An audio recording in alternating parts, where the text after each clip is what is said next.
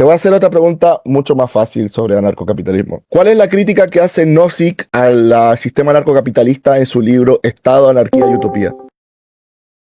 ¿Por qué estás haciendo estas preguntas? Primero, para empezar. Porque te estoy mostrando que no sabes nada de anarcocapitalismo. Te estoy preguntando sobre los autores más reconocidos en el área. No estás demostrando. No te estoy preguntando de nadie no estás oscuro. Te demostrando estoy preguntando sobre el debate de Rafa y Mises. Este fue uno de los más importantes de la escuela austríaca. Te pregunté sobre Rothbard, que es uno de los autores más importantes de esto. Te pregunté sobre Nozick, que es uno de los filósofos libertarios más conocidos de la historia, y no conoces a ninguno. Yo diría que tú eres voluntarista. Anarcocapitalista. No, eres voluntarista. Pero da igual. Como vos le quieras llamar. El tema es que vos iniciaste te metiste a la llamada como para forzar a que yo te diga que no leí cierto. Quiero decir, no. El motivo fue fácil. Pregunta, yo te iba a hacer preguntas muy básicas sobre anarcocapitalismo. Tú no ibas a poder responder. Y iba a demostrar primero, esas preguntas no son básicas. Segundo, son básicas. El argumento de Hoppe es uno de los más principales. Y el argumento de Rothbard contra el sistema de reserva fraccionaria le dedicó uno de sus libros más importantes. El de Hoppe no me dejaste terminar de contarlo primero. Me estás interrumpiendo. Esa pregunta ya no sirve porque yo ya expliqué en qué consiste ese argumento. Entonces ya no tiene sentido la pregunta. Puedes perfectamente falsear la información. Bueno, primero que ahora te puedo preguntar sobre otros autores anarcocapitalistas, ¿te parece? Es que, ¿de qué sentido tiene tener una charla con vos si es constante la interrupción? O sea, no veo. No, pero a ver, que ya me dijiste que no conoces la crítica de Rothbard. Me dijiste que no tienes idea del debate entre Rafa y Mises. Sí, conozco eso. Me dijiste que no tienes idea ni qué escribió. No solo me estás interrumpiendo, sino que en el momento de interrumpirme te hace una narrativa inmediata. O sea, me interrumpís e inmediatamente estás haciendo una narrativa de algo que no sucedió. Tú mismo lo dijiste. Yo no conozco el argumento de Rothbard. Y luego dijiste, no sé cuál es el argumento de Rafa. O sea, desde la primera pregunta que me hiciste desde que entramos, ya desde entrada, cuando me interrumpiste la primera vez, te empezaste a hacer una narrativa de que yo no te había respondido. Porque no estaba respondiendo la pregunta, no la estaba respondiendo. Entonces, cada vez que, desde cada una de todas las interrupciones que me vas haciendo, salís con una narrativa, que no es lo que sucedió. Lo que sucedió es que yo sí te respondí la primera pregunta, te la respondí bien en la primera pregunta. La primera pregunta la respondiste mal, pero la segunda... Escúchame. ¿Ves? Por eso te hace una narrativa. Escúchame. Te hace una narrativa incorrecta. La segunda pregunta. Me parece mucho más importante. La segunda pregunta tú mismo dijiste. La segunda pregunta tú mismo dijiste. Yo no sé quién es Mises. La segunda pregunta tú dijiste. Yo no sé cuál es el argumento de Rothbard. La tercera pregunta no conoces el argumento de Rafa y Mises. Y la otra pregunta no tiene el de Rothbard. O sea. No sé qué escribió Nozick. Lo de Rothbard sí te lo puedo explicar. O sea, la crítica de la reserva fraccionaria sí uno de los autores libertarios más importantes de la historia. ¿Qué? Bueno. ¿Qué? ¿Y? ¿Qué dijiste? Okay. ¿Qué dijiste? Entonces, la crítica de la reserva fraccionaria te lo puedo explicar. Lo más no la crítica. Lo más específicamente lo más Rothbard en su libro más importante. Lo más ya no es necesario esto. Lo más literalmente llegaste a Chile y terminaste con la pobreza. Eres un muchacho muy inteligente y brillante. A ver, te voy a hacer una última pregunta y esto es sobre un tema también ultra básico. Explícame cuál es la teoría de ciclos económicos austriacos de Hayek. Mira, esta gratis me vierte. Abusador, no le hagas caso, por favor. Es que ¿cuál es? El tema es que yo no te lo quiero explicar a vos para probar nada, sino que me gustaría explicárselo a la gente. Pero cada vez que yo te explíqueselo a la gente. Yo quiero escuchar. Dale, explícalo. Bueno, pero para explicarle a la gente. Agusador, pero una pregunta. Agusador, tú eres más de la teoría de los ciclos económicos de Ray Dalio. No, dale, que explique la teoría de los ciclos económicos. ¿Cuál es? Explícala. No conozco lo de Dalion. Lo de ciclo económico es una teoría que dice. Lo de ciclo económico es una teoría que se basa en justamente la reserva fraccionaria que estábamos hablando antes. Cuando los bancos son capaces de tener una una parte fraccionaria, o sea, una parte, como cuando los bancos son capaces de prestar más de lo que tienen, empieza a haber un exceso de crédito en la economía. Entonces eso hace que la gente se sienta como con más dinero, con más poder económico. Después del tiempo, después de que pase el tiempo,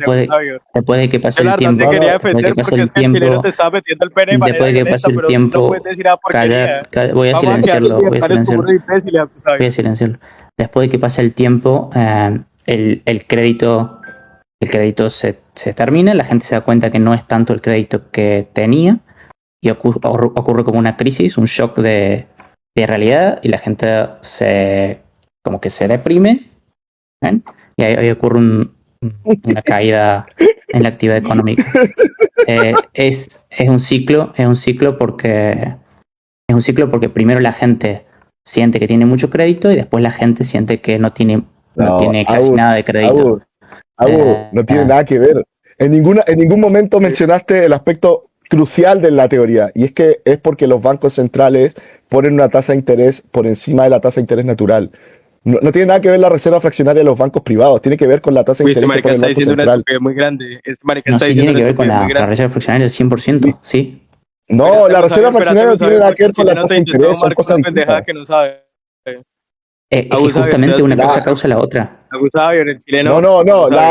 Porque la reserva fraccionaria existió y existiría sin Banco Central. De hecho, la reserva fraccionaria ya existía antes de que el Banco Central existiera. Estaba hablando pura de pero vos sos el que mencionaste el Banco Central. Nadie mencionó el Banco Central. Da igual el Banco Central es la parte central de la teoría económica del ciclo austríaco. Postula que el Banco Central, al poner una tasa de interés que está fuera de la tasa de igual si es el Banco Central, estás equivocado. Da igual, Corrugado. Igual si es el Banco Central. Es la crítica exacta. Todos los austríacos son anti-Banco Central porque dicen que el Banco Central. Pero da igual si es el Banco Central. ¿Cómo va a dar igual? Confundido, es la base. Ok, busquémoslo en Wikipedia. No hace falta, te lo explico yo. No hace falta, te lo explico yo. No hace falta porque el banco. Mierda. A ver, igual hay que matizar, porque si bien es cierto que el Banco Central es muy criticado y los técnicos están en contra, como justamente reserva fraccionaria, podría haber ciclo económico austríaco sin Banco Central por la reserva fraccionaria, eso es lo que se dice. Los austríacos te dirían que sin Banco Central no habría ciclo económico austríaco. Eso te diría Hayek, te lo diría Mises. Eso es falso. No, porque ¿qué es lo que pasa?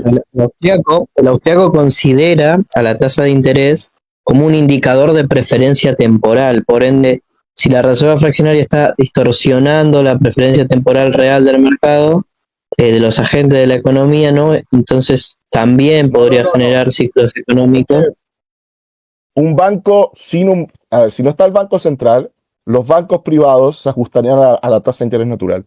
Eso es lo que postula Mises. Exactamente, filosofema, lo que se postula es que por lo tanto no importa el Banco Central acá. Pero es la parte central del argumento. No es central en el argumento, es falso eso. Lo que es central en el argumento es que hay reserva fraccionaria o por lo menos puede decir que la parte central de la tasa de interés. De hecho, todo lo austriaco lo tienen que investigar. Lo que pasa con el Banco Central da garantía social de la reserva fraccionaria, por eso es tan criticado el Banco Central, porque con Banco Central, fijación de tasa de interés central, lo que sea, garantía de la reserva fraccionaria, entonces ahí se expande mucho más el crédito. Quiero decir, la reserva fraccionaria, los ciclos económicos sirven para explicar crisis anteriores a los bancos centrales. Sí, es un complemento a la teoría de Ricardo sobre las crisis, una explicación bancaria de la crisis del capitalismo, pero el Banco Central es muy criticado justamente porque le da esa garantía a los bancos de reserva fraccionaria. Es imposible hablar con esta gente tan imbécil, weón. De hecho, Hayek y Mises eran pro banca libre, con reserva el otro marica chileno. Para la gente que de verdad quiera entender un poco de economía, el otro marica chileno estaba diciendo justamente que el sistema... ¿Qué? Mira, lo primero, Agus Javier, vos no estudias economía, el chileno tampoco y el filosofema tampoco. Lo estoy... ¿Qué? Lo tenía muteado a Sir. Agus, dime tus 3 libros de economía favoritos. Es la cara, Agus, es la cara. Volvió Vincent. ¿Está Vincent acá? Está Vincent. Increíble. Agus, a ver, ¿ya me desmuteaste? Sí, ahí te desmuteé. Agus Sabio, apagar la cámara que me está bugueando todo el Discord. Agus Sabio, no apagues la cámara que me gusta verte. Eres un... Ok, mira, escucha. Esto es lo que dice Wikipedia sobre la teoría. La teoría austriaca del ciclo económico es una teoría económica desarrollada por la Escuela Austriaca de Economía que busca explicar cómo se produce el ciclo económico. Esta teoría considera que los ciclos económicos como consecuencia del crecimiento expansivo del crédito bancario debido a las tasas de interés artificialmente bajas establecidas por un banco central. La teoría austriaca del ciclo económico se originó en el trabajo de bla, bla, bla. El banco central es la pieza clave aquí. El hecho de que no me mencionaras el Banco Central en la teoría económica austriaca ya me da a entender que nunca leíste un pingo de qué se trata la teoría del ciclo económico austriaco. Sí, porque pero la teoría no dice que los bancos centrales son la clave aquí. Agus, a ver, pero no tiene... Agus, a ver, mira. De verdad, deja hablar. Mira, es que no tiene sentido estar peleando esto cuando el intento final de la persona que es de Chile, pues es intentar humillar, ¿no? El asunto acá, Agus Javier, es que evidentemente tenés un problema. Mira, es que obviamente estás equivocado. A ver, primero, ¿quién es este imbécil? ¿Quién es el imbécil que está hablando ahora? Toca decirte las cosas de buena manera. Yo no hablo con personas que no tengan una carrera encima, gracias. Pero entonces... Yo soy neurólogo, tengo una carrera encima. Pequeñín, silencio. Corrugado, ya la puta jeta. Corrugado, él se refiere a... Corrugado, él se refiere... Literalmente tiene un punto negativo este tipo. Corrugado. Vamos cerrando un Corrugado, él se refiere a... mierda. Él se refiere a carreras de verdad, como turismo. Se refiere a carreras de verdad. El que tiene la carrera más pegada es Corrugado. Sí, a mí se refiere a carreras de verdad como turismo. Le metí a la mamá de ese cabrón. Pesaba las putas. ¿Estudiaste turismo? ¿Esa mierda siquiera se estudia? Dios mío, qué patético. Nada que ver. No se estudia esa mierda, nadie estudia turismo. De hecho, hay una diplomatura y un máster en escuela austríaca. Dios mío. Oye, si queréis quemar dinero, anda al casino, viejo. Mutearon a papi. Ya desmutearon a papi, a Gustavier. Listo, ya ahorita va a hablar papi. Mira, Gustavier. ¿Qué cosa? Que había muteado a papi. Al final no hablamos de la... Bueno. Vamos a hablar de teoría ANCAP estúpida. Solamente quería mostrarle a la gente que nunca leíste nada de esto. Eso es todo. No, bueno, simplemente no le hagas caso al muchacho. No le hagas caso a él. Vamos a centrarnos en Filosofema y tú. ¿Perfecto? Mira, Filosofema dice que los austriacos hablan de que el banco central es permitido. El problema de Filosofema es que la máxima final yo no dije eso, es la eliminación del Banco Central. Estás mintiendo, te arrancaste mal porque yo no dije eso. Pero espérate, Filosofema, por Dios. Pero ¿por qué? No, lo que yo te estoy diciendo es que... Bueno, pero déjame terminar, déjame desarrollar. Pero digo yo y vos me respondés, porque supuestamente lo que dije es una cosa... Pero no me estás dejando desarrollar.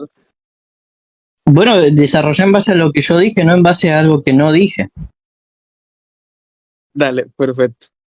Ok, lo que digo es, los austríacos dicen, cuando hay sistema de reserva fraccionaria y hay banco central que funciona como prestamista de última instancia y garante, se generan los ciclos económicos por una expansión del crédito que no está respaldada con la tasa, o sea, no es la verdadera preferencia temporal del mercado, porque está distorsionada la tasa de interés. Bueno, estoy siendo redundante, ¿no? Pero ese sería más o menos el espíritu de la teoría de Filosofema. Ahí estás cantinflando un poquito, pero no está mal. Digámoslo así, que Cantinflas está lo correcto. Está lo correcto. No, pero no es necesario meter tanta terminología para que te escuche Magnus YT7 en un servidor de Discord, Filosofema. No, pero no metió nada de terminología. Habló de la tasa natural de interés y habló de las preferencias temporales. Sí, pero no directamente. Sí, pero es que está cantinfleando respecto al punto central. El punto central es que yo justamente di la primera premisa. ¿Cuál era? que el fin final es la eliminación del Banco Central, porque los ciclos económicos demuestran que es un error, digámoslo así, la imposición de la tasa de interés para que genere una propensión marginal al ahorro, propensión marginal al consumo. O sea, el control desde la banca central es en todo caso pues el que está pues malversando el sistema capital o el propio mercado de las mercancías. Entonces, pues vos podés hablar del término que vos querás, si lo metiste de la nada, pero filosofema, es importante que vos entendás que sí, que para el austriaco, evidentemente, el Banco Central termina siendo una aberración por el control de yo estar metiéndome directamente en teoría microeconómica, o sea, estar avalando las decisiones del consumidor, sea por medio de la tasa de interés. Entonces yo llego, impongo una tasa de interés alta para obligar una propensión marginal al ahorro y pongo una tasa de interés baja para obligar la propensión marginal al consumo y así activar la economía. Entonces tengo un ciclo de auge y hay una bajada, que eso dentro de la teoría no, a ver, espera, no.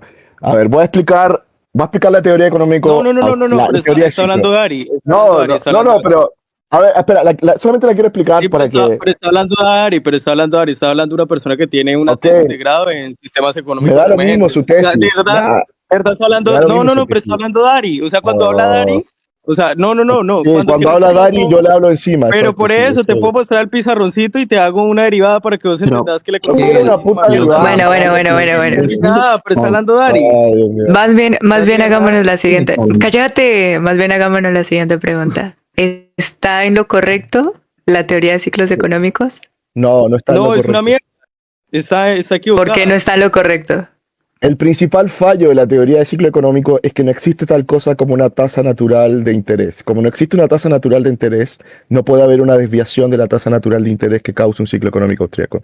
Ese fue el debate que tuvo Rafa con Mises y marcó, de hecho, el cambio de los economistas que eran pro-austriacos a pasarse a la teoría mainstream. Ok. Pero yo voy más a fondo. Pero ahí... Ok. Mira, lo primero, está en lo incorrecto, no porque no exista como tal una tasa natural del interés. No existe. Claro, dentro de la teoría neoclásica se niega. Pero desde cualquier teoría, incluso desde la propia teoría austríaca es imposible construir una tasa natural de interés. Pero es que ahí está el punto, que la negación viene más de fondo, o sea, es más fáctica la negación. ¿Por qué? Porque si vos te vas a mirar, es imposible que el capitalismo y la convergencia del propio sistema se mantenga sin una regulación, ya sea por medio del derecho a la propiedad o el propio sistema de la replicación de los capitales a escala nacional. Lo explica Juan Íñigo. ¿Qué tiene que ver esto con la teoría de ciclo económico? No, sí tiene que ver porque justamente en la explicación... pero es que mira, de verdad que estamos hablando con una gentuza impresentable. Yo hablo con este cabrón y este marica no sale de microeconomía 1. Está saliendo con mierda marxistoide rara. No es ningún marxistoide. El capitalismo y el sistema de producción. Y se limpia el culo, ¿sabes a lo que voy? Vale, Z. Termina tu speech para poder seguir con una conversación más productiva. Dale, sí, ya, pequeño. Voy a seguir hablando. Porque dale, termina tu speech, termina tu estoy hablando con filosofía. ¿Por qué Marx está en lo correcto? Pero yo quiero decir algo. Listo, tasa natural no existe, estamos de acuerdo. No se puede llegar a probar una no intervención en tanto que siempre va a existir una intervención. Ahora, no es eso. Claro, sí. Mira, el libertario, no, pero yo lo entiendo. Dice que hay natural en tanto que se está manipulando por base del Estado. Es que aquí nadie realmente entiende la tasa de ciclo económico austríaca. Mira, te lo voy a explicar paso a paso. No es tan complicado. Paso 1. El austríaco dice que existe una tasa natural de interés. Es decir, el mercado, por el motivo que fuere, tiene cierto interés que los bancos van a poner que les resulta beneficioso.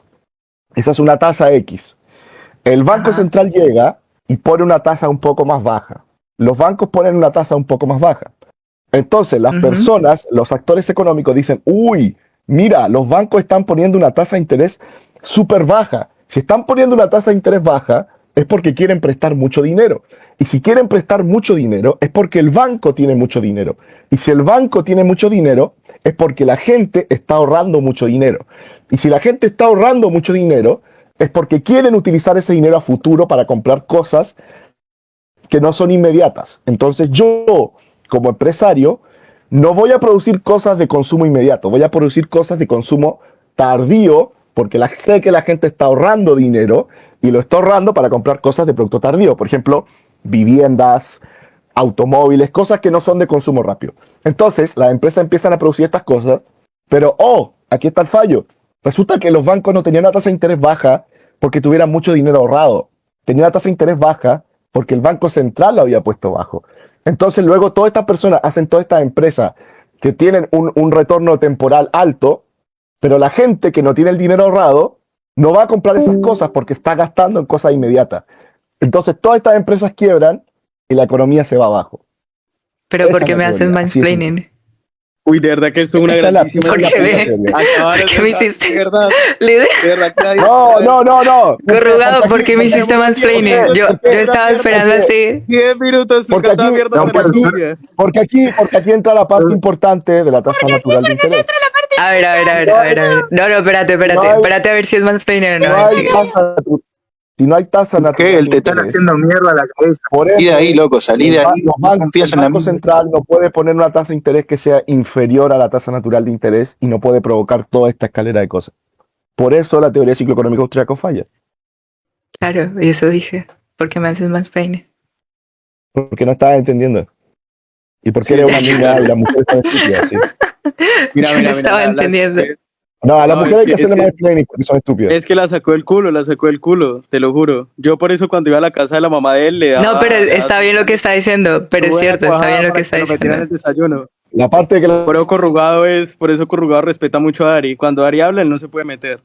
Pero entonces, filosofema, para terminar rápidamente, para que vos lo tengas claro. Evidentemente, pues, es más de fondo, o sea, la crítica es más de fondo. No existe tal cosa como una sustentación a la máxima de la replicación del capital sin un ente que defienda el derecho de propiedad a escala nacional y a escala internacional.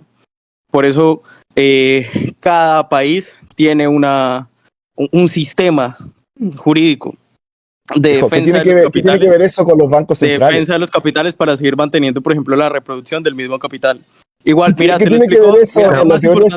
Ahí vos tenés que matizar, Hegel, porque, por ejemplo, Mises, si bien está de acuerdo con la secesión y que te separe del Estado, lo que sea, él es un conservador de derecha que entendía que la seguridad, la defensa de la propiedad estaba en manos del Estado. Eso del ANCAP viene después, la idea de ANCAP. Claro, en realidad viene de antes, de Minari, que plantea la producción privada de defensa, pero yo te digo escuela austríaca. Escuela austríaca más producción privada de defensa viene después, viene con... Un austríaco te defendería que existiera el Estado, pero no el Banco Central.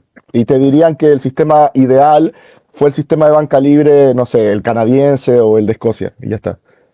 Sí, eso lo entendemos todos. O sea, ¿por qué hablar del sistema jurídico? El punto acá es que nadie está hablando de la eliminación fáctica del sistema como el Estado, sino que la propia representación del Banco Central es lo que permite la replicación del sistema de las ventas nacionales. Porque mantiene justamente un orden entre EMD.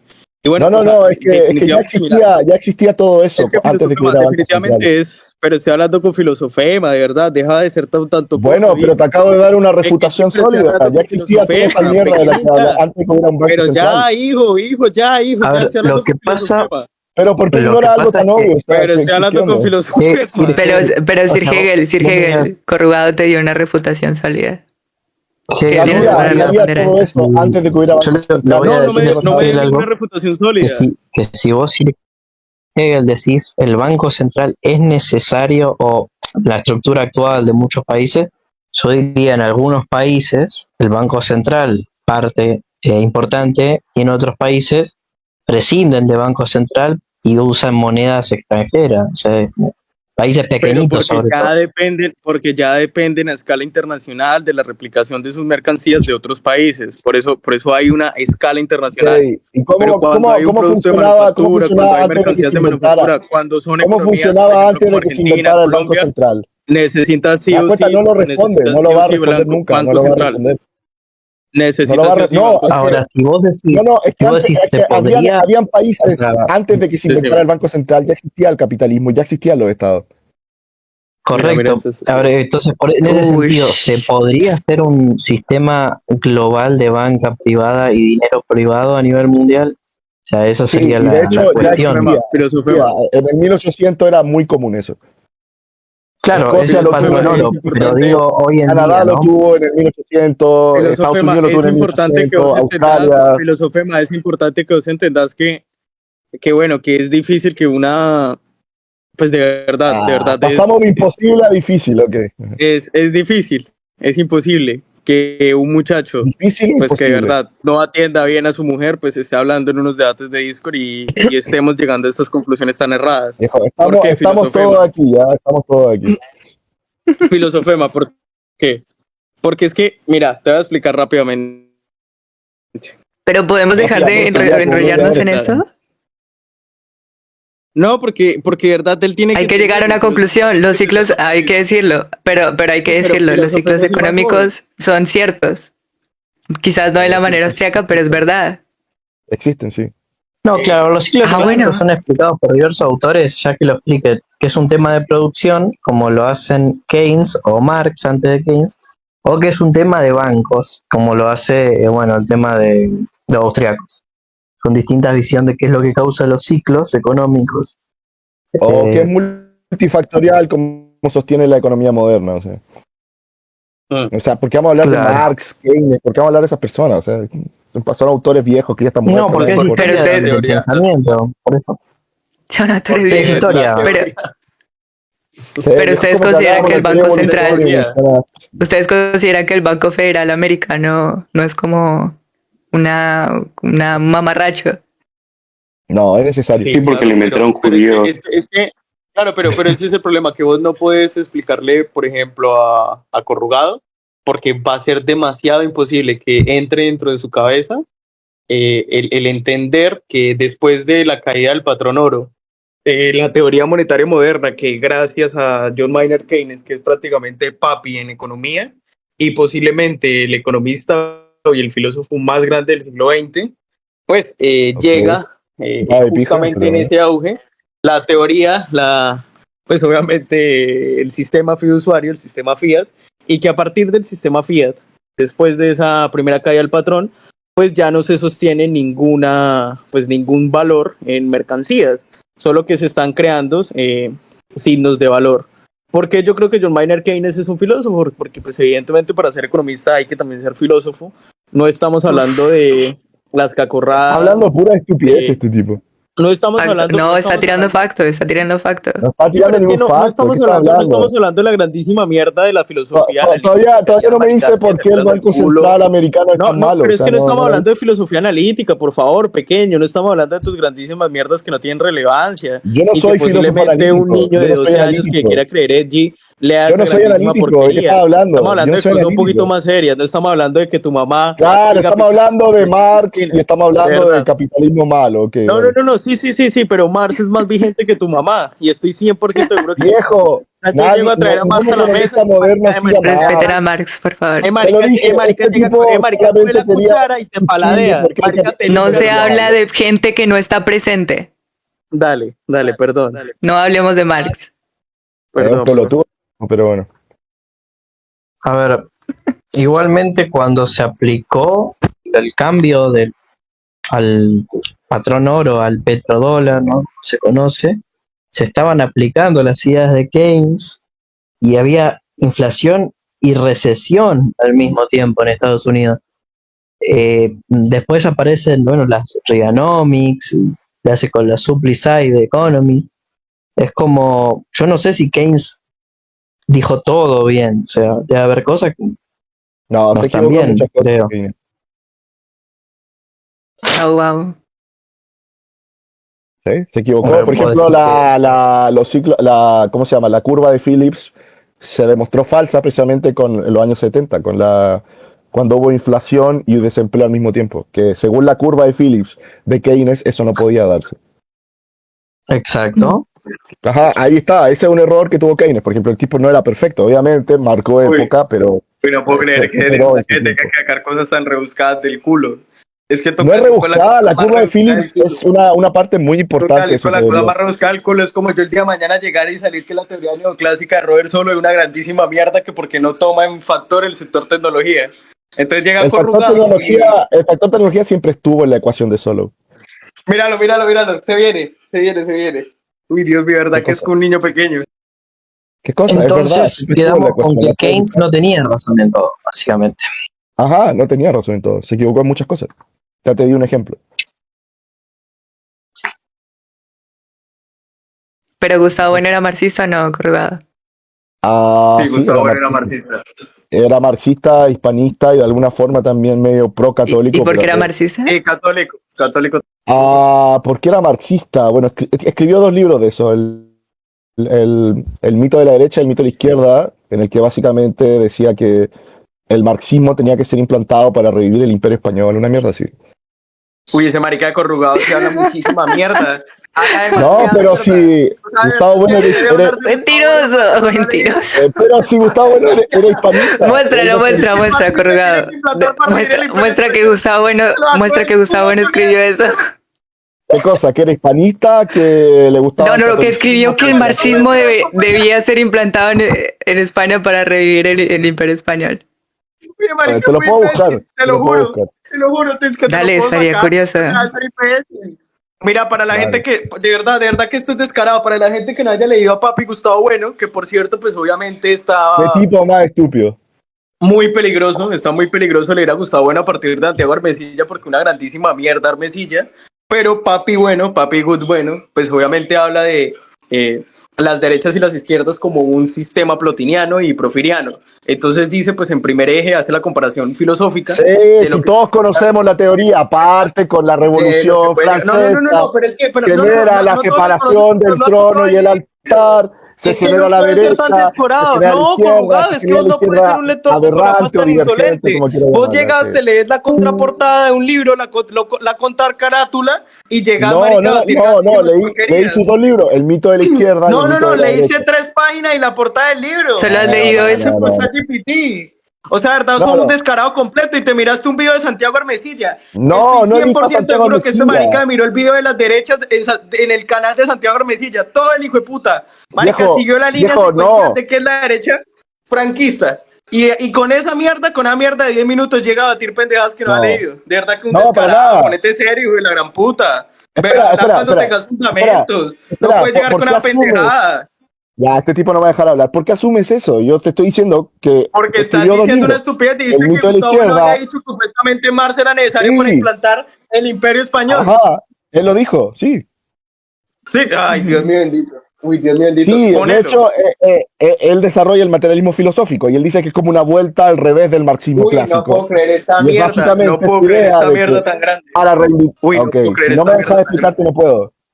Al final tenemos que buscar alguna fuente. Estoy buscando una fuente de eso. Mira. Agusevior interviene y salva esto. No sé de qué están hablando. Nunca dice eso. ¿Me escuchan? Y no va a poder encontrarlo, no va a poder encontrarlo. ¿Cuál es el debate? Es que no hay como tal debate, porque simplemente Corrugado está intentando estar a Agusevior, que evidentemente pues es un muchacho que no es tan brillante, pero con una pretensión que no viene al caso, porque este marica de Corrugado se lee las contraportadas, las mete por ChatGPT y viene a decir pendejadas que no ha leído. Espera, ¿por qué asumes eso? Pero Corrugado, ¿usted no cree que cuando Gustavo Bueno dice que todos somos marxistas, él no será marxista por esa cuestión? Obviamente luego de que cae la Unión Soviética, Gustavo Bueno luego de que cae la Unión Soviética se separa en una gran parte de la Diamat y se separa de las cuestiones de... Se volvió nostálgico. Claro, la genera. Pero usted no cree que cuando Gustavo Bueno dice que todos somos marxistas y usted dice que Gustavo Bueno es marxista, usted es tan marxista como Gustavo Bueno. No, porque la forma en la que entiende marxismo Gustavo Bueno es distinta a la que se entiende, por ejemplo, en el leninismo. Él tiene su propio, tiene el materialismo filosófico, y según esa idea suya, él desarrolla el marxismo. Entonces, no es la idea convencional, él es un marxista heterodoxo, no es el marxista convencional que es el marxista leninista. Claro, obviamente él lo dice en un sentido filosófico, en un sentido en contraposición con los socialdemócratas, ¿no? Pero no solamente contra los socialdemócratas, incluso con el con otra forma de materialismo. Por ejemplo, el materialismo histórico te lo va a rechazar, ¿entiendes? Igual a mí me parece descabellado afirmar que Gustavo Bueno era marxista. ¿Por qué? Ya se lo dije. Pero él mismo desarrolló una teoría de dialéctica marxista. Claro, pero él decía que todos éramos marxistas.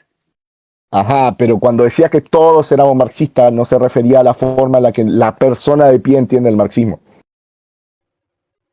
Ajá, ¿y? Que él es marxista. Tú puedes buscar a cualquier persona que hable académicamente Gustavo Bueno y te va a decir que sí. Él era hispanista. Pero ¿cuál es la categoría qué es lo que hace que sea marxista? ¿Por qué abocaba? Okay. Desarrolló una teoría histórica en base a la dialéctica. Claro, el filomat, pero histórico de Marx. Ajá. Como, o sea, ¿cuáles son las similitudes? Eso hace marxista. Que desarrolló una teoría dialéctica. Desarrolló una teoría dialéctica de la historia que se basa en una lucha de clases. Obviamente no es lo mismo que el materialismo histórico clásico, pero eso es suficiente para definirlo como marxista. El hecho de desarrollar una teoría dialéctica sobre la historia, el motor de la historia, como la lucha de clases. Bueno. Ajá. Sí, por eso es marxista. Está bueno. Y también era hispanista, y también era ateo, y era ateo católico, y creía mucha estupidez el tipo, sí. ¿Cómo qué? ¿Qué estupidez? Como la leyenda negra, como una sobreexpresión de la leyenda negra del hispanismo. Él planteaba una leyenda rosa sobre el hispanismo. Uy, Dios mío bendito. ¿Por qué? ¿Por qué? ¿Por qué? Estupidez. Porque planteaba cosas como... creía algunos mitos muy estúpidos, como que los aztecas habían matado a cientos de miles de personas en sacrificios humanos, reivindicaba a Hernán Cortés como una especie de salvador, que la cultura española era como superior a la cultura de los indígenas, es decir, básicamente planteaba una leyenda rosa.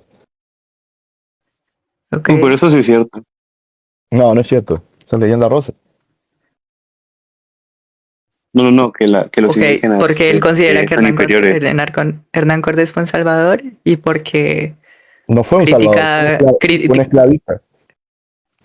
Claro, pero ¿cuál es la característica que lo hace ser salvador para Gustavo Bueno? Según él, que implantó el Imperio Español, implantó una mejor cultura que según él era la católica. La católica era como una cultura infinitamente superior a la cultura que tenían los aztecas.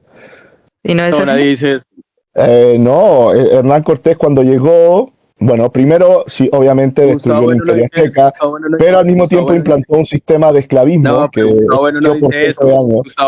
Gustavo Bueno siempre defendió el choque de civilizaciones, justamente como el catolicismo, la parte homogenizadora del proyecto de Estado. Es que ese es el problema, que vos de verdad no lo has leído. Cuando Gustavo Bueno explica... Digo que él es un rosa legendario. Deja terminar. Mira, me va a poner un poquito serio. Pequeñín. Cuando Gustavo Bueno... Voy a decir que te va a poner serio y te pones a decir pequeñín. Ay, Dios mío bendito. Pero viejo, ya sé que eres el típico marxista desconectado de la realidad, que cree que Marx es el Dios y hay que matar a los capitalistas. No, está siendo obstinado. No, está siendo obstinado ahorita mismo. Ya conozco. He debatido con personas como tú por años. ¿Okay? Es la típico marxista estúpido. Está siendo obstinado. Pero ¿qué tiene que ver que él sea marxista o comunista con Gustavo Bueno? Que Gustavo Bueno era marxista y comunista también. Dios mío bendito. Pero te está hablando de Hernán Cortés y el catolicismo. Sí, es que no tiene nada que ver porque... Entonces, ¿por qué metes eso? What the fuck? Porque obviamente esta persona entra en la conversación con un sesgo ideológico hasta el marxismo, que es una teoría heterodoxa que no tiene nada que ver con la economía real. Entonces, sí, pero está hablando de Hernán Cortés. No está hablando de Marx ahora. Cuando tienes una persona que tiene la visión de la realidad tan distorsionada, probablemente va a tener la realidad distorsionada en otros aspectos. Es una persona que no sabe construir un mundo real. Míralo. porque parte de la idea estúpida. Sí, va a tener otra idea estúpida. Ya. Voy a seguir hablando delante de tuyo, listo, perfecto. Dale, ¿por qué el capitalismo es malo?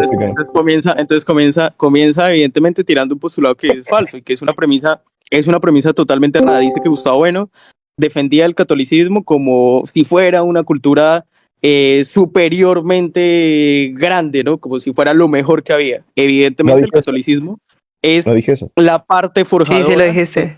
No, dije que Gustavo Bueno sostenía que era una cultura superior a la azteca, no que era la mejor cultura que podía existir. Dale, bueno, pequeño. Entonces, evidentemente... Entonces no lo dije. Bueno, el Imperio Español en su medida generadora... Espera, estamos de acuerdo que Gustavo Bueno sostenía que el catolicismo... pero es que no puedo creer esto.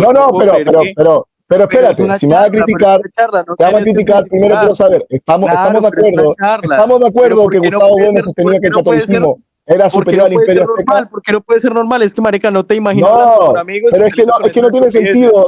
No tiene sentido te imaginas tomando una cerveza delante de una mujer. No tiene sentido que me critiques con algo en lo que estamos de acuerdo. No tiene sentido. ¿Por qué me vas a criticar en algo en lo que nosotros estamos de acuerdo? Bueno, voy a seguir hablando. Listo, perfecto. Gustavo Bueno evidentemente defiende que es imperante para la homogeneización del proyecto español, por eso se llama Imperio Generador y hace las categorías en España frente a Europa, pues justamente de que era imperante que utilizaran el catolicismo como acto, evidentemente, como un simbolismo, como lo que utilizaron algunas izquierdas, el maoísmo, por ejemplo, utilizó algunas figuras para generar el proyecto civilizatorio de China. Voy a dar un caso concreto. Chávez, si bien me parece que tiene un proyecto de Estado que puede errar, utilizó, por ejemplo, la figura de Simón Bolívar para generar un proyecto civilizatorio. Eso se tiene que utilizar de parte de todas las izquierdas, porque cuando vos destruís, inevitablemente, cuando ya destruís el antiguo régimen, inevitablemente vienen problemas de consecuencias simbólicas, y es que no tenés a la masa homogénea. Entonces, para tú unir directamente a esa masa, y ojo, yo no estoy diciendo que el Imperio Español era marxista, ni mucho menos, es una estupidez grandísima, o era izquierdas, pero el Imperio Español utilizó el catolicismo para lograr homogenizar todas esas culturas y salió algo que unió, digámoslo así, tanto a España como a las Américas, algo que pues no se logró directamente, por ejemplo, entre Inglaterra y Norteamérica. ¿Por qué? Porque ellos mataron directamente a los colonos, porque fue de entrada no un acto de civilización, un acto civilizatorio, sino que fue de entrada una masacre. Lo que se buscaba era eliminar totalmente la cultura y imponerse sobre ella, ¿no? Hacer actos dialécticos de imposición. Cuando entra dialécticamente el proceso del Imperio Español, evidentemente se cometieron fallos. En Colombia pues hay economistas como Acemoglu, el propio, no sé, el que lanzó la teoría económica colombiana, de los primeros estudios económicos, ahorita se me escapa el nombre, que era un profesor de la Universidad Nacional. Obviamente ellos hablan de que hubieron problemas en las primeras comunas. España tuvo problemas, por ejemplo, de información, asimetría de la información. La verdad sí, porque ando un poquito enfermo, que ando fumando más. Acemoglu no solamente dice eso, Acemoglu dice que mira. el Imperio Español, donde más se implantó, causó más miseria. Y de hecho tú puedes verlo. Los países más desarrollados de Latinoamérica tienden a ser los países donde el Imperio Español estuvo menos implantado. Espérate un momento. ¿Y por qué? ¿Cuál es la relación causal? No, la relación causal, según Acemoglu, es el tipo de instituciones extractivistas que introdujo. Sí, pero Acemoglu tiene un problema de base, y es que el institucionalismo defendido desde la socialdemocracia pues es un error. La socialdemocracia no existe y el institucionalismo como acto puro. Le dieron el premio Nobel de Economía hace 2 años por eso, pero... No es que hace 2 años, es que eso se lo dieron hace 2 años, ¿qué estás hablando? La simetría de información de un país en términos económicos no se soluciona con más instituciones cuando no hay control total del Estado sobre el territorio. Acemoglu no hablaba de la simetría de información. Sí, ay, Dios mío bendito. Él hablaba de que existían 2 tipos de instituciones. Sí, ya sabemos que, ya sabemos. Y las que son constructoras. Ya te leíste los 3 libros, del Nobel. Me leí el libro. Sí, yo sé que solo te leíste esos 3 libros. Yo estoy completamente seguro. No me leí los 3 libros, me leí como uno. Y leíste la parte cuando dice que el imperio inglés Sí, le hice la parte cuando dice que el Imperio Inglés tuvo mejores relaciones extractivas frente al proyecto de industria en Norteamérica. Y vas a comenzar a citar, por ejemplo... Espera. ¿Qué parte del Imperio Español? Y vas a comenzar Espera, perdón, ¿qué parte del Imperio Británico? Porque obviamente Acemoglu hace la diferencia entre las colonias en Asia, las colonias en Australia, las colonias británicas y las colonias que tienen en África. No las considera lo mismo. Obviamente el Imperio Español, o sea, el Imperio Británico introdujo muchos tipos de instituciones distintas a lo largo de los años. Piensa que fue un imperio que empezó en el 1600 y terminó en el 1800. O sea, en 300 años, obviamente, hay muchos tipos de instituciones que se van a formar en distintos lugares. Dale, bueno. Perfecto. Ok, solamente quiero establecer que es un hecho y cualquiera lo puede buscar.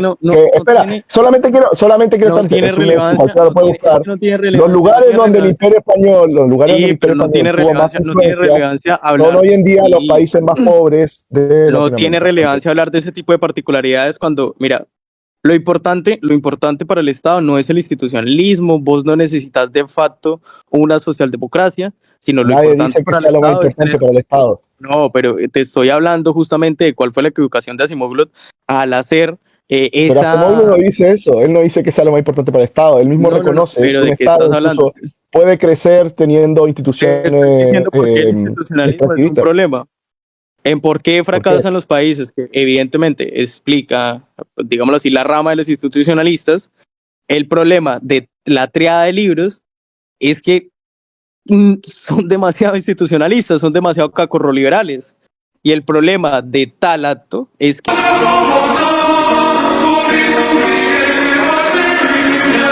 Agus Xavier, vos no vas a tener... No te va a decir que no. Agus Xavier, vos no vas a tener control total del derecho de propiedad, que es el único que... El derecho de propiedad... Lo que yo quiero que entendas, Agus Xavier, es que el derecho de propiedad es lo que mantiene el capitalismo en pleno. ¿Por qué? Porque el derecho nace con el Estado. Entonces, obviamente vos vas a decir que no, pero porque pues no eres tan instruido, pero es más fácil explicártelo a ti que a Corrugado. El punto, Agus Xavier, es que lo importante es tener eso ahí, en la cabeza. Es decir, listo, ya tenemos el derecho de propiedad y vamos a defender el derecho de propiedad porque es lo que mantiene las bases del capitalismo para la replicación del sistema capital a nivel nacional. Entonces necesitamos más mercancías, pero no necesitamos... ¿Cómo vamos a proteger las mercancías y el derecho de propiedad capital? Pues obviamente con el control total del territorio a nivel seguridad. Entonces necesitamos un Estado fuerte, porque si no vamos a tener entonces balcanización de zonas específicas. O sea, irrupción, valga la palabra, disrupción dentro del propio territorio. Vas a tener entes armadas que no van a controlar directamente el monopolio y la violencia, sino que pueden ser, por ejemplo, paramilitares y guerrilleros. Entonces tú como Estado necesitas tener el control total del monopolio y la violencia sobre el territorio para sí mismo pues poder seguir replicando las mercancías a escala. Si no tenés el control total del territorio, si no tenés el control total del territorio, tenés de facto un Estado fallido y de facto un capitalismo fallido.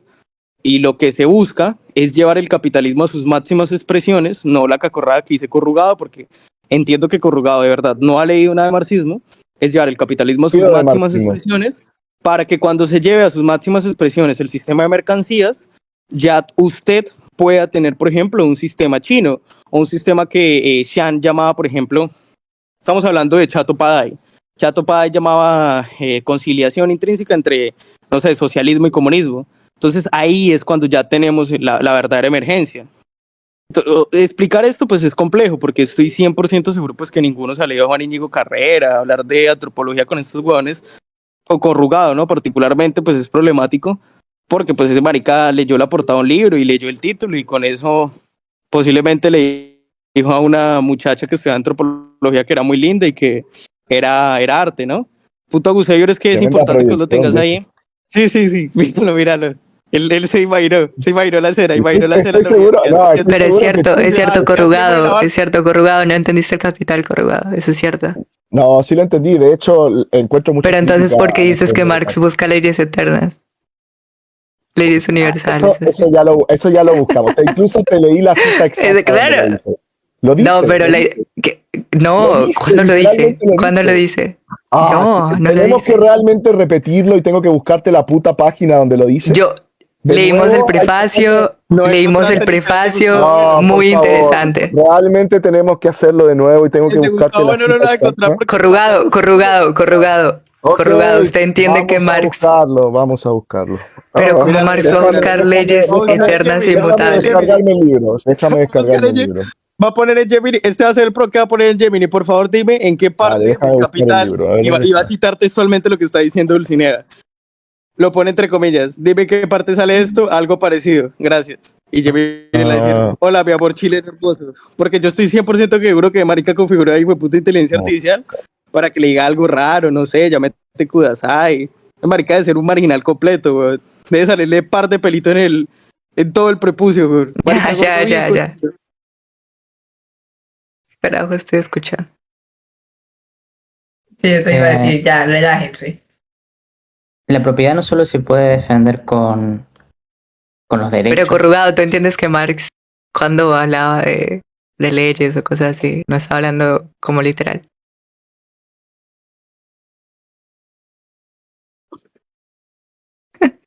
¿Aló? Aló.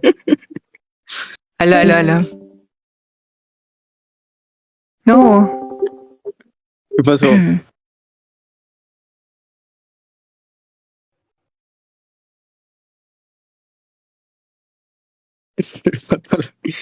Marica, un pequeñín muy grande, güey, te lo juro.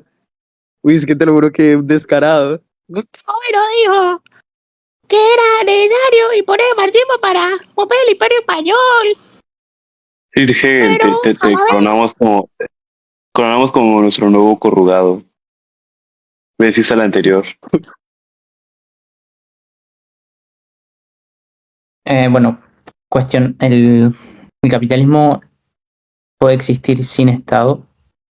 O sea, no causa, no es necesaria una... Es lo que te estoy explicando, estás equivocado en ese punto.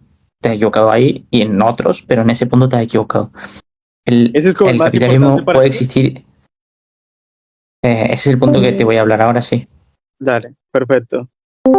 Entonces, el capitalismo puede existir sin Estado. Ahí me funcionó. El Estado, es verdad que el Estado... Para la tipa estúpida... Es verdad que el Estado... Ahí te lo dejé. Ey. Sin faltar el respeto. Para la tipa estúpida que acaba de decir que no le falta el respeto, ahí se lo he citado, ya está. Ok, muy mal educado, Es verdad que el Estado, en una parte del Estado protege a los derechos de propiedad, y esa parte está bien, pero también lo que hace un Estado es atacar los derechos de propiedad. O sea, el Estado hace las dos cosas. Ok, ¿en qué parte? Porque yo me acuerdo que usted lo había comparado con la ley de gravedad, cosas así. ¿En qué parte es la comparación? ¿En qué parte es la comparación cuando se dice, como por ejemplo, se utiliza as a regulative law of nature, como una, es decir, ni siquiera te está diciendo qué es, te está diciendo como una. ¿En qué momento se hace? Dice que es de la misma forma que la ley de gravedad. Las pone en equivalencia. Lo dice ahí, in the same way the law of gravity asserts itself when a person's house collapses on top of it. Claro, pero ¿cuál es la comparación que está haciendo? Que está diciendo que esa comparación la hace que sea claro, pero te está dando una analogía dice, de la ley de gravedad, dice, para producirlo se impone como una ley reguladora de la naturaleza. Ajá, de la misma forma que la ley de la gravedad, sí. Claro, como una ley, te está dando la analogía, pero no te quiere decir que es una ley.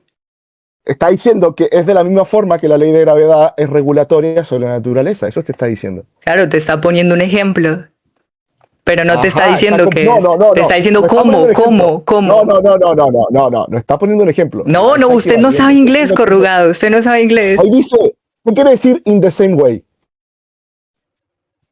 Pues del mismo modo. De la misma forma. Claro. De la misma forma que la ley de la gravedad regula cuando una casa se cae, por ejemplo, lo hace la teoría de valor trabajo de la sociedad. Es decir, es una ley reguladora de la misma forma que la ley de la gravedad es una ley. No dice eso, Corrugado. No dice que es una ley. Dice, se impone como una ley reguladora.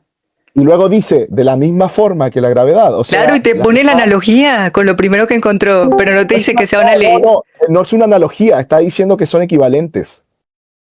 Claro, por eso te está haciendo una analogía. Porque la está comparando. No, si la conclusión es que la está comparando, felicidades, Corrugado. Pero cuando sepas leer inglés y significa...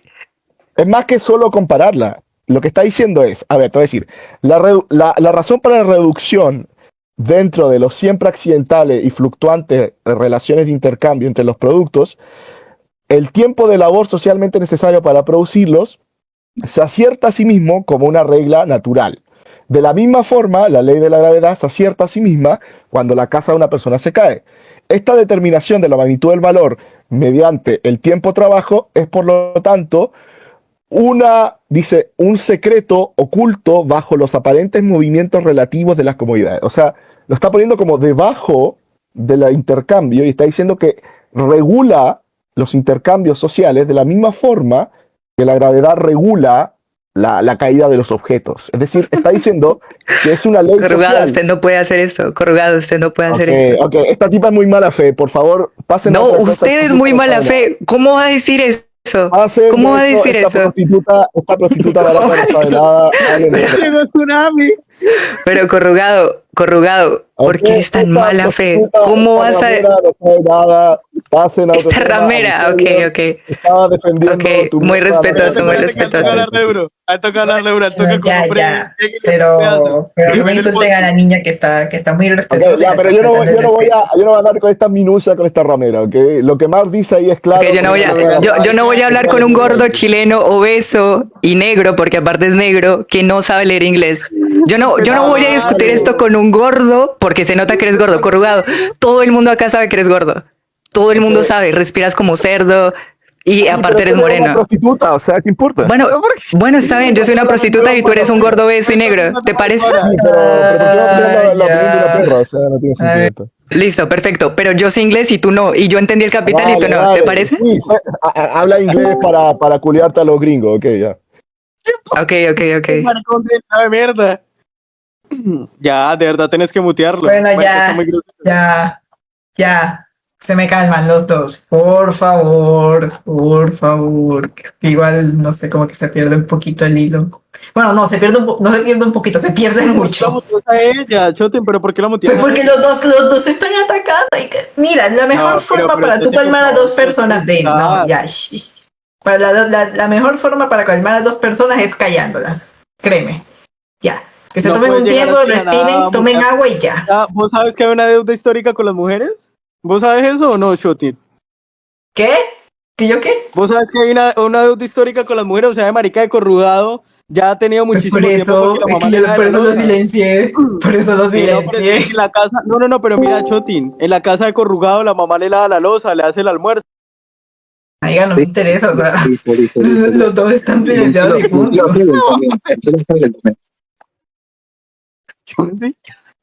¿Sabes? ¿Sabes que yo no los estoy silenciando porque aún haya hecho, o sea, no, los dos hicieron mal, la verdad, pero es que cuando tú silencias a dos personas es más que nada para que se calmen, ya, o sea, solo es por eso, no se lo tomen personal, ya en un rato ya se les desmutea y listo. Dale, perdón.